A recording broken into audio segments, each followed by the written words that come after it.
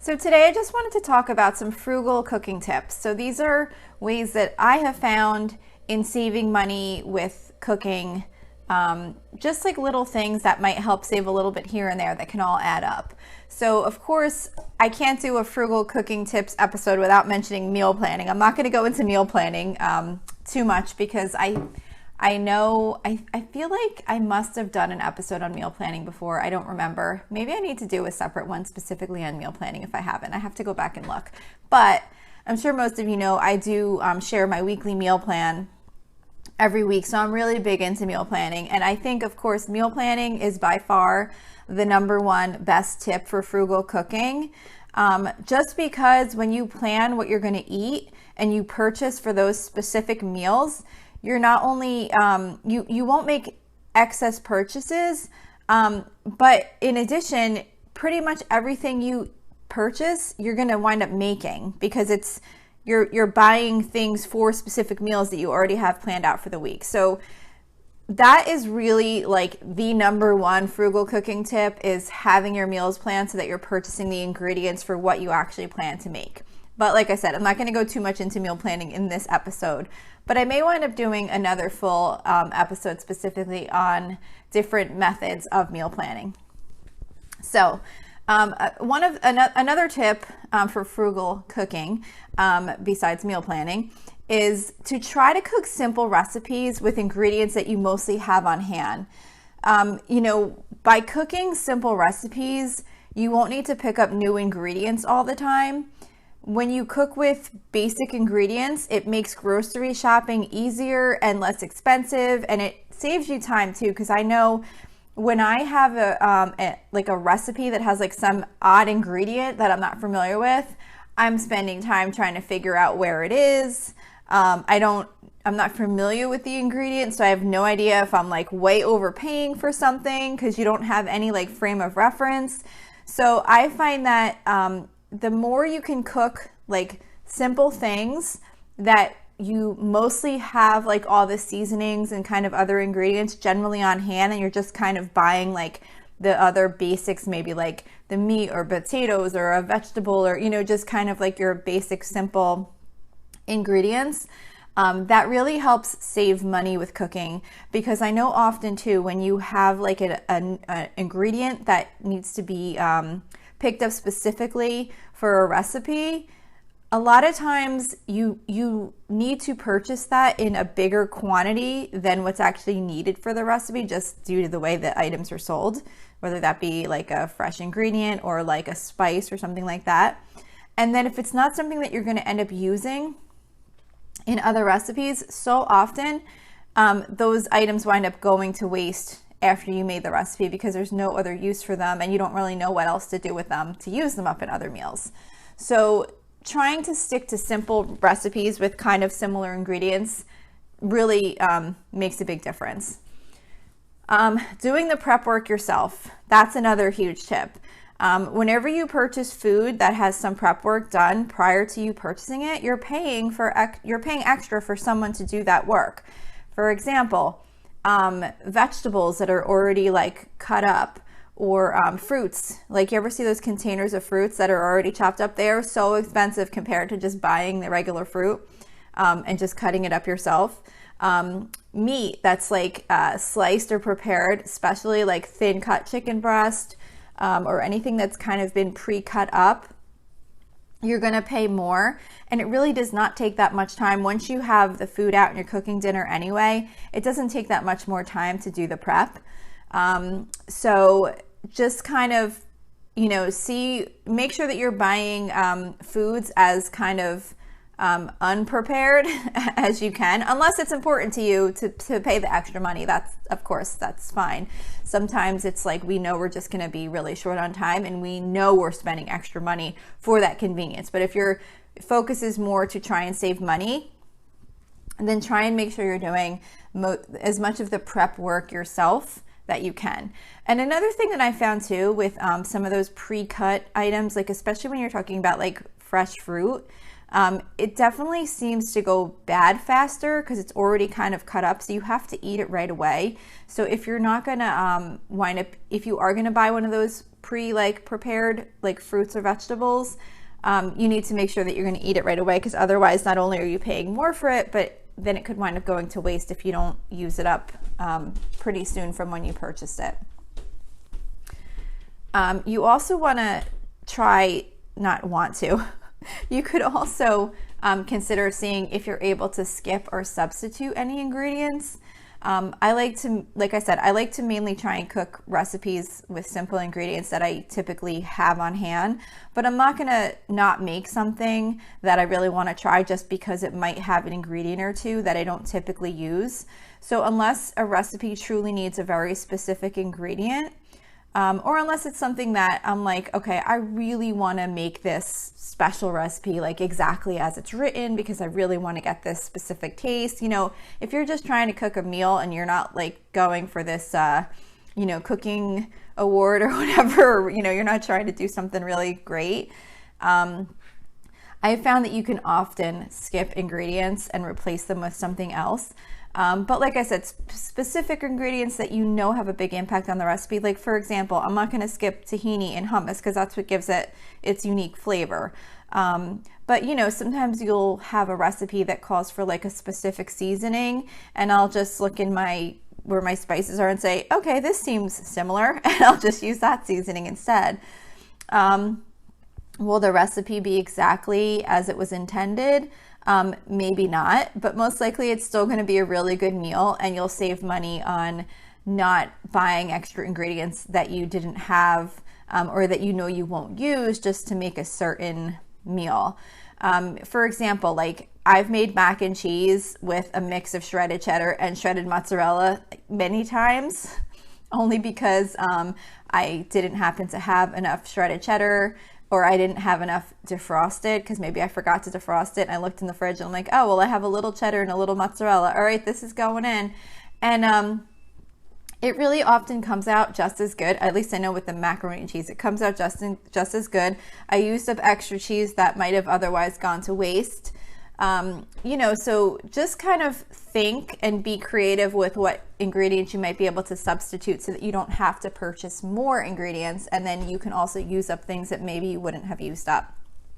I've also made lasagna with bow tie pasta instead of lasagna noodles after I had gotten this filling ready for, I think it was maybe like a vegetable lasagna, or I forget what I was making, but I had got the whole filling ready.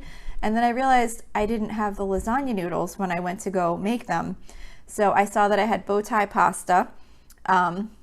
So what I wound up doing is I boiled it up, and then I made like a lasagna type casserole where I like mixed the lasagna filling all through like with the bow tie pastas and kind of basted it as a casserole. So of course I didn't intend to do that. That was just like a quick fix I had to make because I did not know what I was going to do with this lasagna filling that I had already made. But it's just an example of how you can replace an ingredient with something that you might already have, and the meal can still come out really great. So it's just kind of about being a little bit creative with things like that, so that you're not always going out and buying these specialty ingredients or one-time use items that you might wind up having to throw out half of it because you can't use it in any other meals. Another tip is to use less meat or any other expensive ingredients that might be part of the meal. For example, meals where meat is not like the main dish, I've definitely been able to cut back on how much meat I use in those meals and not really have any impact on the meal, and nobody really notices. I wind up just having less leftovers to pack away for that certain meal. And usually there's enough of everything else to kind of still have leftovers for lunches and things like that anyway. Because meat is usually the most expensive portion of the meal. But again, if there's any other expensive ingredients in whatever you're cooking, you can consider cutting back on those too.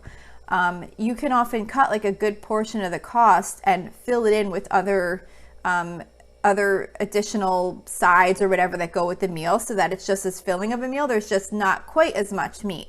So like a lot of meals where I'll do this are things like we do like the homemade Chipotle night. So I do like chicken and black beans and rice and all like the Chipotle type toppings. So there's plenty of other things. You don't really need like a ton of meat in the bowl to still feel like you have enough.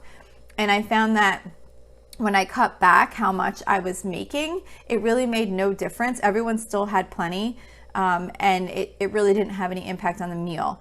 Another thing is like tacos. Like, you don't need like a huge amount of meat on your taco. There's lots of other things you can add to the taco to make it filling. Or, you know, maybe you're making a meat sauce. Like any of those kind of meals where meat is kind of just like a portion of it and it's not the main dish, I found that you can definitely cut back. Even if, say, you normally use like 2 packages of something to make a meal, and you wind up using those 2 over the course of, say, like you stretch those 2 packages to I can't think. Oh my gosh, my mind just went blank. What I meant to say is if you use 2 packages per meal and instead maybe use 1.5. So now you could do 1.5 and 1.5. So you're buying 3 for 2 meals instead of buying 4 for 2 meals. You cut out a whole package of meat. So just by kind of thinking of that, you can definitely add up a decent amount of money here and there by cutting back on anything. Like meat is what comes to mind. I say meat or other expensive ingredients. I couldn't really think of an example of what one of those other expensive ingredients are, but I'm sure that there's something out there. So just kind of keep in mind what's costing the most in each meal that you're making, and just consider if you might be able to cut back on that a little bit so you still have it, but maybe you replace some of it with some other less expensive portion of the meal. Another tip is to freeze leftovers and make sure to use them. For the most part, we eat our leftovers in my house within a couple of days, so I don't really freeze that many things. But there are certain things that I know just from experience will not get eaten up. So if those are items that I know freeze well, I'll make sure to freeze them like right away before they've sat in the fridge too long and they're kind of questionable. I'm like, I don't know, should I freeze it? Should I throw it out? I hate to throw food out. I really don't like to throw food out. So if there's certain things that I've learned over the course of time, just don't wind up getting eaten as leftovers, or at least not enough of, if we have too much leftovers, I know just this will never get eaten in enough time. I will make sure that like as soon as we have the meal, I might leave a little bit out for a little bit of leftovers if someone wants it, but then I'll freeze the rest. So like, for example, refried beans. When I make tacos, one of the sides that I make is canned refried beans. And those actually freeze really well, because what used to happen is I would open a whole can, heat it up. Everyone might have a little bit. It was mostly out for my daughter who doesn't eat meat, so she would kind of have that on her taco instead of the taco meat. But then I'd have like half a container left over, and then it would sit in the fridge, and then I would wind up throwing it in the garbage. And then next time we were going to have it, I'd buy another can of refried beans. So what I did the last time is when we were done eating, I scooped it into a Ziploc bag and I stuck it in my freezer. And then I had a little reminder for next time we had tacos to defrost the refried beans, pulled them out of the freezer, heated it up. It was the perfect amount. They froze perfectly. And so now every time we have that, that's one less can I will be buying every other meal. Like instead of buying a can every time we have tacos, I'll only buy 1 can for every 2 meals, and it works out perfectly. I'm not throwing it out. So any things that you can think of like that you know aren't going to get used up and you can just freeze. Like another thing I do this with is pulled pork sandwiches and French dip sandwiches. Both of those freeze really well. I freeze them in small portions. Like I said, as soon as we're done eating, because usually those recipes wind up making a lot of food, and it's just too much leftovers. It's way more than my family's going to eat as like a leftover.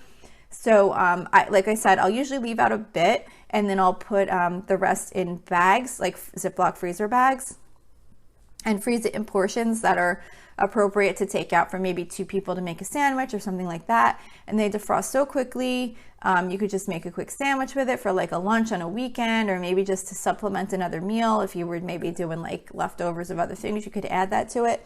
But those are just a couple of examples of some things that I try and freeze immediately so that all of the food gets eaten up. And my last tip is really just to try to plan 1 or 2 lower cost meals during the week, because there's definitely some meals that can be really inexpensive to make. So I try to plan at least like 1 or 2 of them each week to save money in my overall grocery budget for the week. So just a couple of things that I think of immediately are like breakfast for dinner. That's one of my favorite inexpensive meals. The most expensive part of the meal when we make that is the turkey bacon. But even with that, it's only like, I don't know, a few dollars for like a package of bacon. And the eggs and the potato are so inexpensive, and that's like the rest of the meal. It's like when I make breakfast for dinner, I usually do turkey bacon, and then I do like eggs and then potatoes, peppers, and onions in the air fryer, and all of that's so inexpensive. So even just having that like for one of the nights cuts down on the overall weekly spending that we're doing for food. Some other ones that I could think of off the top of my head are like crock pot potato soup and grilled cheese. Like that is a super inexpensive meal. Lentil soup and grilled cheese. The homemade chipotle night that I do, I mean, it's like a can of black beans, it's some brown rice, shredded cheddar, which I usually have in the fridge anyway for another meal, so it's not even like I'm specifically buying it for that. Sour cream I always have on hand. Avocado I always have on hand. So just like little bits of those other things and making like a bowl like that can be really inexpensive. But there's lots of inexpensive meals. So just kind of looking through, like spaghetti is super cheap. Just kind of thinking through any meals that you make that the ingredients don't cost a lot and trying to plan at least maybe one or two of those over the course of the week can really help you bring your grocery bill down. So those are all the tips that I have for this week. I think the most important really is just about planning and thinking about what you're going to be cooking, buying the ingredients that you need for that, and then just kind of being mindful of what are some more expensive things and can you substitute? Can you swap things out and still make the meal work? All those things really do add up. So don't forget, you can always email me with any questions or suggestions at lolasfrugallife@gmail.com. You can follow me on Instagram and Facebook at lolasfrugallife. There's a blog post for this in each episode on my website at lolasfrugallife.com. We have a private listeners group on Facebook at facebook.com/groups/lolasfrugallife. And if you enjoy the show, please make sure to subscribe on Apple Podcasts, Spotify, YouTube, or wherever you listen from. And I would love it if you would screenshot the show and tag me on Instagram so I can see you're listening. That would be really fun. I did actually get a couple of those. I think it was about 2 weeks ago. It was the first time someone actually did that, and it was really exciting. I sent them a nice little thank you message because it was really cool to see that they had done that, and I got the little notification that I was tagged in their story or whatever. So it was really cool. So anyway, if you have time, that would be really fun. And also, if you can take a couple of seconds to rate and review the podcast, that would be super helpful to me. That is what helps the show gain new listeners, by getting those ratings and reviews. So that's it for today. Thank you so much for listening, and I hope you have a really awesome day.